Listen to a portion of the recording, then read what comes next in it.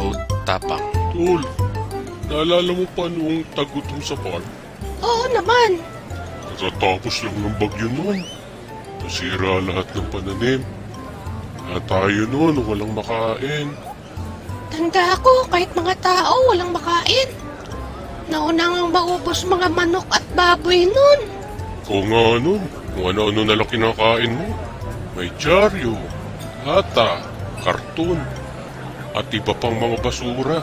Lahat kinakain mo. Wala kang inaayawan. Walang inaayawan. Lalo ko nito ah. Teka, masubukan nga tapang mo. Pero buti na lang. Kahit pa paano, nakaraos din tayo sa pang-araw-araw natin. Yeah. Payaya ka pa ngayon, ha?